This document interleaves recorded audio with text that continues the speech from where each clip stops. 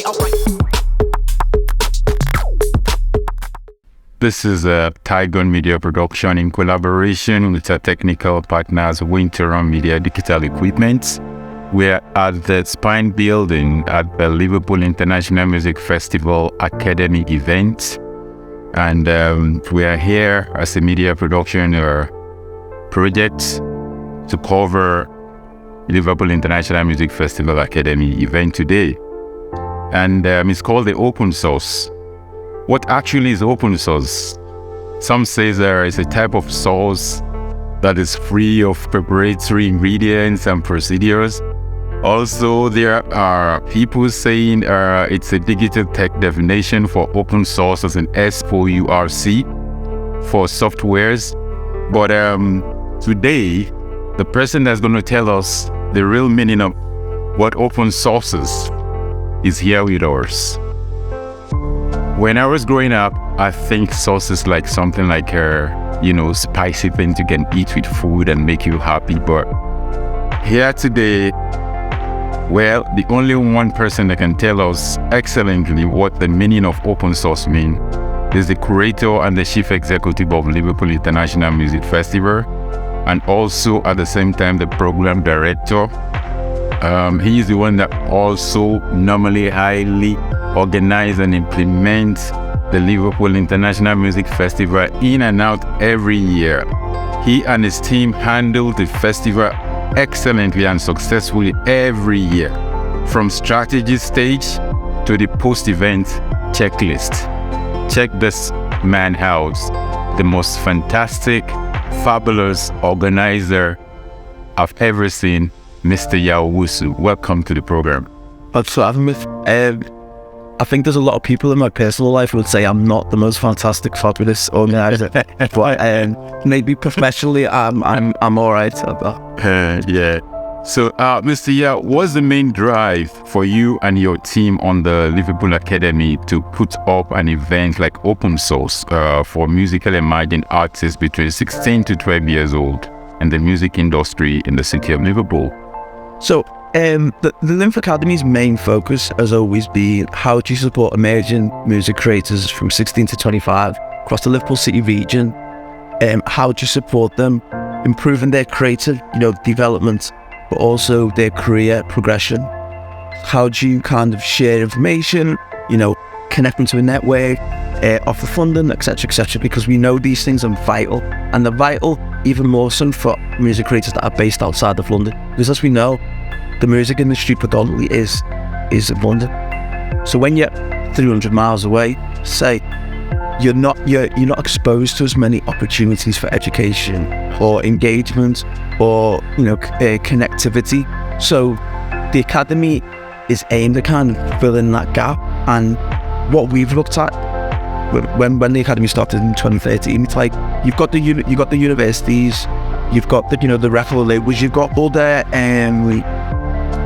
institutions and organisations that support artists. We just felt there was this sweet gap where you've kind of gone past the early stage where you're just making a little bit of music, but you want to have a career.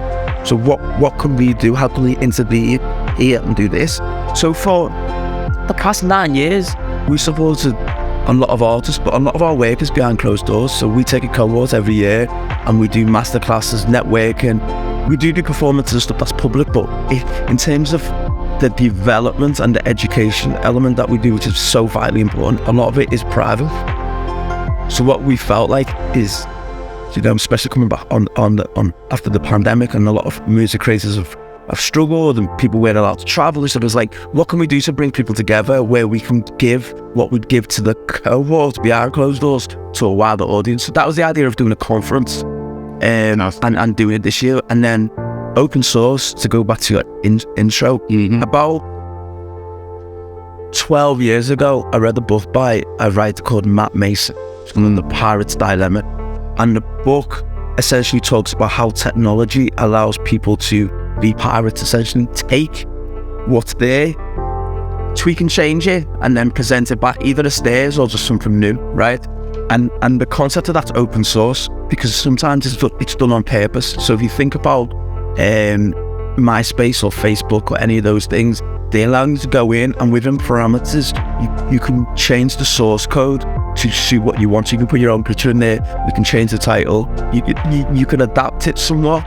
And I love the idea of open source, the idea of kind of giving people the tools, and you empower them by giving them the tools so they can actually do not what they want essentially, but within parameters, they can personalize it, they can apply it to what they're trying to do or what they're trying to achieve. And I think that's magnificent. So I've always kind of used that methodology with things that I've done in the talent development space. So that's the first point. So that's open source as a philosophy.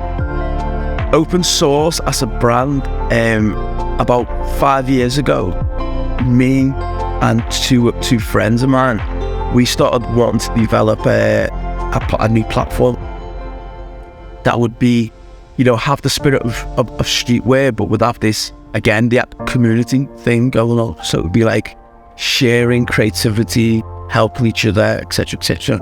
And I put forward the name open source, but not source being SOURCE, and being source because if you think about it in like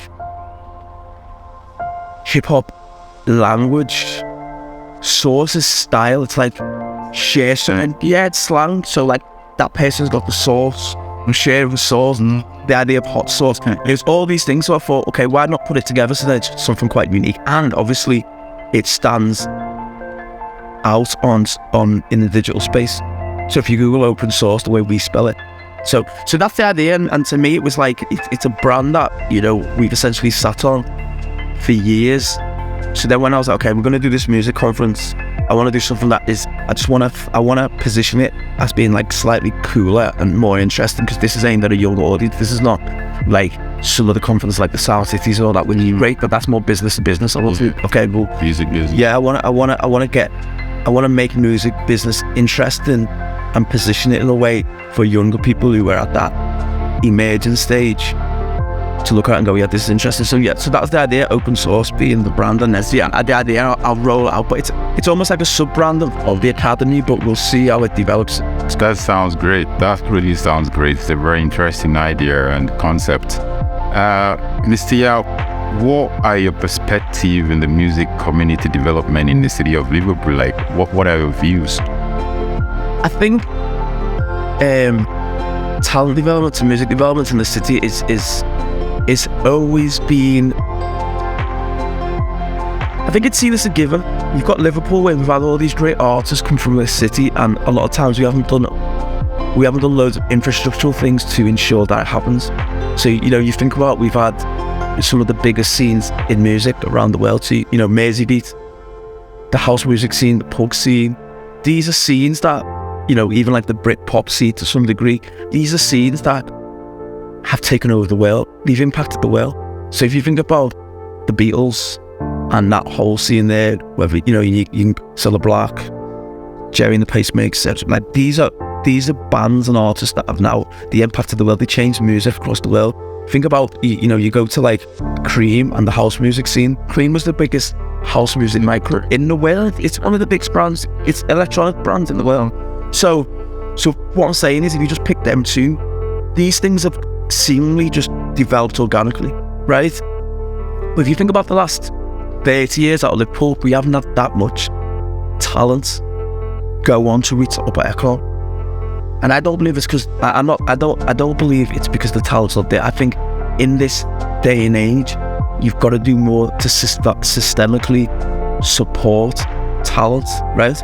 So that takes me back to your question. I think there's a lot of stuff that is going on in the city, but I think infrastructure-wise, we need to do a little bit better, right? And we can't just rely, like a lot of cultures seen as, a lot of great culture comes out of struggle, right? You think about some of the, Paul mentioned in one, you think about reggae, soul, jazz, comes out of like youth culture responses to a struggling society, right?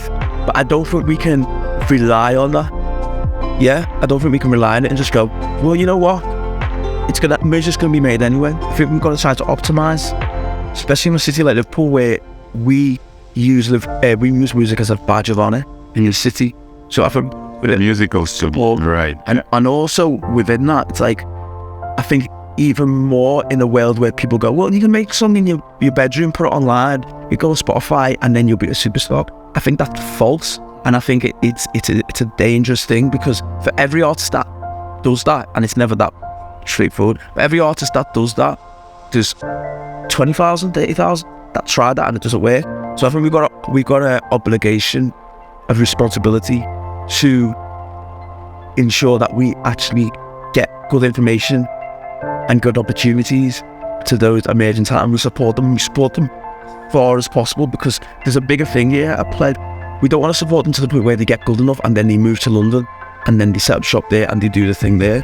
Or a person who wants to set up a label, start it here, but then has to move to London to get finance and be based there or whatever. Because if we keep doing that, we're going to have a massive talent drain here, and we'll never have a fully functional music scene here. So if you're talking about sustainability, what we actually want is people to be able to thrive while living here. And I think that's when it goes back to what I think we've got the talent. We've got the talent, we've got the raw talent, we've got the passion, we've got the heritage of it. But I think we just need to make sure there's more sustainable infrastructure. That means that we can continue to do it for a long time. Sustainability is very important in any project, actually. In any industry, actually, you have to be replacing, as the other ones are going, even in acting, in any kind of performing arts as well. Right, my third question is, what do you feel about the next generation of the new up-and-coming youth musicians in Liverpool and in the UK generally? What do you see their future? I think this next generation coming artists. I think the artists will be I think they'll always be great. You're going to find these once-in-a-generation talents that speak for the people, and I think right now we're at such an interesting crossroads in culture and humanity as a whole. I think you're going to find these people that like the Bob Marleys and the Bob Dylans, etc., you come out and really be a voice of the generation. I think that's exciting. And you see that the youth are like really switched on right now. So I think that's going to come through in the music. First point. Two, I think we're at a point where there's audiences that there's people that need to understand what's going on. And artists have always been vessels to actually articulate life and emotions. So I think there's a massive opportunity there. Three, I think technology offers loads of great opportunities to connect, to innovate, but it also can potentially cause problems, and it can cause problems in many ways. And I think this is something we've got to make sure we're educating artists around. It can cause problems in terms of being overwhelmed. Like, am I going to do something for every platform? How do I grow my audience all the time? It also leads to them potentially believing a myth of, well, I can sit at home, make a song, put it online, I don't have to do anything but just message everyone and tell them, I've got a solo out. It can lead to that. And then that can lead to apathy, because it's almost like, well, I'm not getting anyway. I'm not getting new fans. And we know music is always being about connecting. So I always say, like, you can watch a great preacher on TV and it's great to still feel it. But if you're in a room with a great preacher, it touches you in a different way. So music's always been about creativity, and we've got to make sure that we're allowing or supporting artists to connect. So these great artists are coming through. We're going to speak for a generation. How do we ensure that they don't just rely on the internet and don't just rely on technology to connect, but they use it actually to innovate and do what they're doing better and reach more people? But the connection thing is most important. So I think the talent is going to be extraordinary around, but we're just going to make sure it doesn't get lost in the noise that is in the digital space. You're right. That sounds great. My fourth question to you is that over the years, you've organized a lot of Liverpool International Music Festival Academy and LIMF events. Which one of this would you say is your favorite one out of the events you've been organizing successfully and excellent? That's funny. Do you know,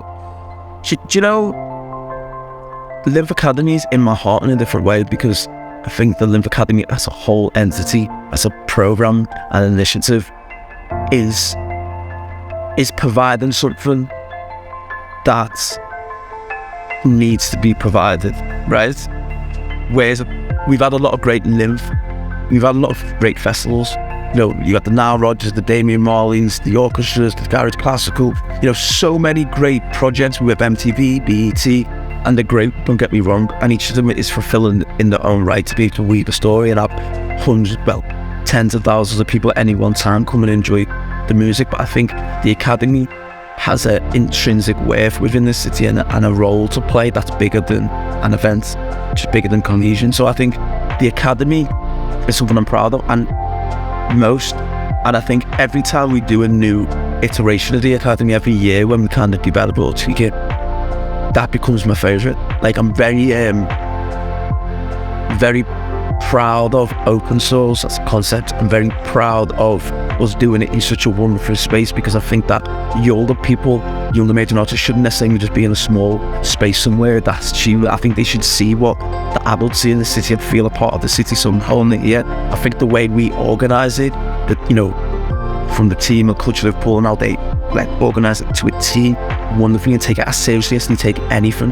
You know, it's the team that's doing Eurovision, but they're also taking this as seriously as they would Eurovision. That's very important. And then just everything from the branding and stuff like that, like, well thought through. It's like, it's agonised over, do you know what I mean? It's you know, the speakers who have come, you know, to get those speakers and be able to get them to buy into it and get them to travel during, you know, cold days, rail strikes. You know, there's a million things, but like, and so to me, I always feel like I'm the proudest of the thing I've done last, because it's taken everything before it to get to this point. Do you know what I mean? So I feel like, yeah, but the Academy generally, I think, is one of the proudest things I've ever set up and be about. I love the Academy as well. The concept of the Academy is like brewing and manufacturing next generation instance so that the well doesn't get dry, and that's the beauty of it, you know. You know what it is with this? I feel like everybody, I think there's one thing that we all should have as a birthright, and that's the ability to go for our dreams, right? So if you want something and you're prepared to put in the work, I don't think it's like everyone should, you know, get the same. But my point being is, if you're committed to it and you should be able to get help. Hey guys, quick one. Would you like to shoot more YouTube or TikTok content? Now, my name is Wendy and we shooting all these videos of Wentorum Vlogging Kit.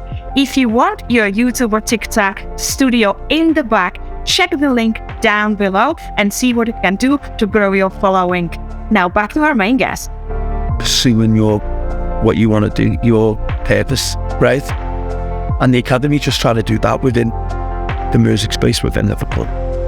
Plain simple, do you know what I mean? So to me, there's a purity in it, and obviously the Academy doesn't take anything back. It's not a record label or anything like that. It's not. We don't take back from any of the artists. What we do is just try to empower them and position them and connect them, and then step back and let them do what they need to do. And I think that's it's like a team. The teamwork make dreams work sometimes. You know. My next question for you, Mr. Yaw, was most LIMF and Liverpool International Music Festival Academy events, visual artworks, always remind me most of the time how art is connected to music. Can you tell me a little bit about the people behind your artworks and how it's been reached out? Because I love that. Because every time I look at your artworks, I like marrying art to music, and they are always spot on. The Liverpool International Music Festival, they are always spot on. And I say to myself, one day, when I interview Yaw, I think this is going to be part of the question I'm going to ask you. So I want you to we share a secret for us. You know what, I love the question, because again, when I said before, like, there's time that goes into this. Do you know what I mean? There's time, like, I'm people say I'm notoriously hard to get hold of. And half of it is because I pride myself in actually really thinking hard about things that I do and how I do them, and I like to believe people I work with, they tend to take that up as a challenge too. So like, there's a guy called Michael Stewart. Yeah, who works at Liverpool City Council. He's the designer at Culture Liverpool. And Michael Stewart, that name is going to stick in my brain. It's 2013. Oh my God. It's 20. Michael Stewart, are you watching this? You're sticking in my brain right now, because I love your artwork.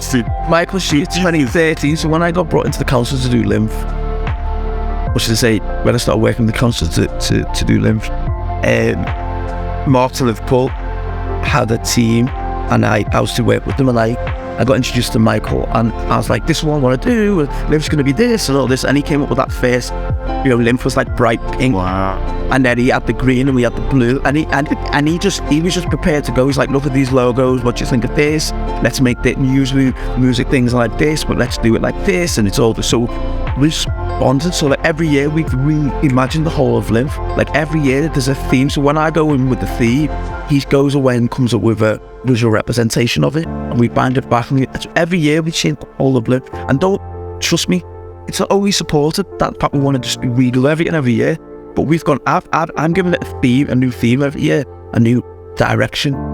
Mike's like, okay, well, I want to match that, I'll do a new artistic direction, so it's fresh. So we keep things like the logo the same, we develop it. Same with the Academy. This is like the third or fourth iteration of the Academy logo. Like just tweaks, little cane and change here, there and there, colours. Do you know what I mean? And like it's like, and I love that, because the same way I'm one pair, and that's why with LIMF and all them and all the other projects I do, it's not me doing everything. I realise that I may be an artistic or program and director role and whatever, but like in terms of like, I'm working with some of the best event managers that I've ever come across in terms of cultural Liverpool, and then I'm working with the finance team at Culture Liverpool. Like I've come in and given a new system that didn't fit this, but they've taken time to understand what I need or what I'm trying to do, and they jump in with 2 feet. I don't find any resistance from the core team I work with. And Mike Stewart's one of them. Mike would send me stuff and, what about this? Okay, cool. He designed the open source logo like 4 years ago. Do you know what I mean? And he was happy to sit on it as well. We'll just kind of sit on it, and it's the right time. Okay, cool. And then here we've got bags, t-shirts, branded books. He's designed all those things. Do you know what I mean? It's like, and that's what's really interesting about collaboration. And that's why I always say, it's like, I will never unilaterally say, yeah, no, we're going to do this, whatever. I present ideas, but it takes a wider team to like understand it and support it. And sometimes they don't always understand it, but they'll still support. And that's to have that level of support and belief from people is massive. And it's the same thing that led to the Liverpool against racism. Exactly what I was saying.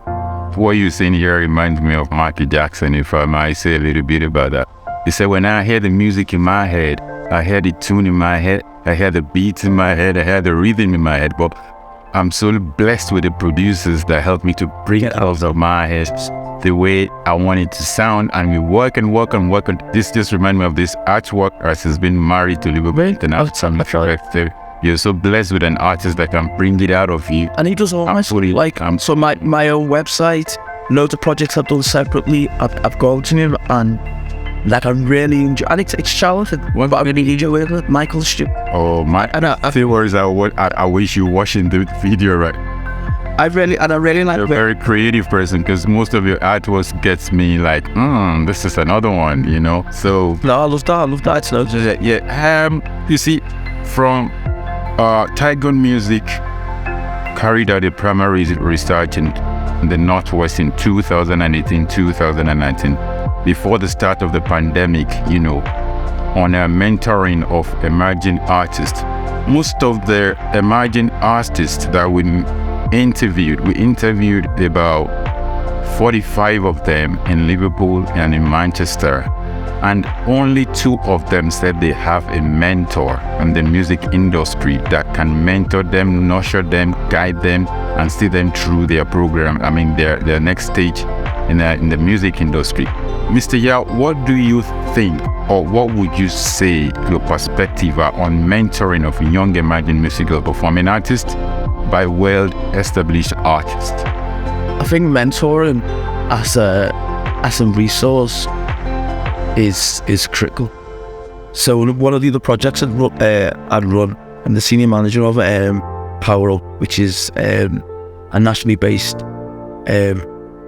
music initiative that's managed by PRS Foundation, and you support 20 black music creators and 20 black industry professionals every year with like a lot of different elements, which is like from masterclasses to up to £15,000 grant money, etc. and we work with, you know, some amazing talent, you know, Nova Twins, the Neo, some of these people that, you know, are nominated for Brits and Mercury's, etc., etc. But anyway, my point being is, like, one of the things when we do the review of the program, and we're about to go into our third year, when we do the review of the program, a lot of them talk about the impact of mental, the impact of being guided and supported by people who know the path that they're going into or where they are at the time. So I'm an advocate for mentoring. I think it's very important, and, you know, one of the things that we've tried to do with the academy, we have done, is I've mentored all the artists that have been on the academy, so they all have a certain amount of time on me throughout the year they're with the academy, and so I think it's important. Sometimes you just, even as a mentor, you don't sometimes know how valuable it is that somebody can ask you a question, or, you know what I mean? But I'm realizing that it's critically important. So what I'm saying about mentoring is I'm going to hold you on that, because in Tigon Music Project, we have a mentoring project that was packaged by myself with an American friend of mine, and it's called digital mentoring, music digital mentoring. Every participants of Liverpool International Music Festival, any emerging artist participating, we will have to merge them to an emerging artist of their genre and of their kind of music. There will be artists that are well established. It doesn't have to be in Liverpool. They can be in America, they can be in Germany, they can be anywhere in the world. That is why it's called music digital mentoring. So they can communicate with any form of digital systems. And if they are both in the city of Liverpool, it's left to the mentee and the mentors if they want to see themselves. But all the mentees and mentors, policies, guidance, how it's going to work and everything, we have designed it. And our dream this year is to collaborate and network with Liverpool International Music Festival about it, because, like you said, the academy is in my heart. I love anything academy, because it's replacing, you know, it's like self-sustainability. It's making the industry to be self-sustainable. And I'm going to drive your memory back right now. I'm going to really jack your memory now, because I am a product of an academy myself through Mr. Yaw Owusu. My first stint of media experience of how to handle camera, how to design television programs, magazine, was given to me by no any other person but amazing Yaw Owusu. We made a magazine called Compress. Yes, we did a magazine called Compress then, and with another gentleman called Garth Dallas. And that was where I learned all the secrets of media industry, and then I took it from there. Well, that's what I'm saying. It's out of trust, so information, shared, and then you get to. I'm a testimony right now to what training an academy can do, because I was saying to myself, how am I going to do this? But when I started the course, Yaw and Garth Dallas actually showed me that there's no any secret about it. You know, we did a magazine, we did everything, how to interview. In fact, I got all the skills I'm using right now from that academy. And then I now move from there into other media trainings to be doing what I'm doing today. So I am a very keen, dying hard of mentoring and academy. It's in my heart. I love it so much. But finally, what do you have to say to the 60,000 fans of Liverpool International Movies Festival? What should they be expecting this 2023? Well, I think in terms of LIMF, you know, the future of LIMF is, you know, is obviously still to be determined in terms of like how it fits in. But I think, again, I've always looked at LIMF. I said, you know, when you have water and you take something, you drop something in that's heavy and it raises the water. Yeah, that's how I've always looked at LIMF. LIMF was only ever meant to be a utility to change conversation, right? So if you look at Liverpool's music scene and the music offering, especially with the larger events, pre-LIMF, it was pretty much genre-wise pretty similar. I say like there was only kind of one, if the majority is a certain style of music, there was certain performers that looked a certain way, was a certain gender. I think LIMF's influenced this change that we've seen recently. A lot more diversity and inclusion, wider audiences coming to share So I feel like the levels of quality programming and the levels of, how can I say, of engagement with other music creators and other music scenes, I think LIMF has contributed to that. So we'll see. I've always said, if LIMF doesn't need to occur, it shouldn't occur, because it was around to do a purpose. And I'd argue, maybe it's done its purpose, but the fact is, at the moment right now, we've got a big year with Eurovision coming. So a lot of other great things happening, and LIMF Academy is going to definitely have footprints throughout 2023. And then the final question: what would you say, as a music curator, festival curator, what are your views and advice to the music industries on barriers facing talented disabled musical performing artists? Because they face extra barriers in the industry more than the normal talented emerging artists. They go extra length to achieve their skills. I've seen people that are blind playing the keyboard. I've seen people without hands using their legs to play guitars and using their mouth as well to play the strings. And they are so talented. They have voices. I don't want to be mentioning names on this program, but my heart always goes to them, because I didn't know the definition and what disability is until I found myself on a wheelchair myself. And then I've been to some venues where I'm supposed to do something. There is no anywhere to get on the stage, no wheelchair accessibility.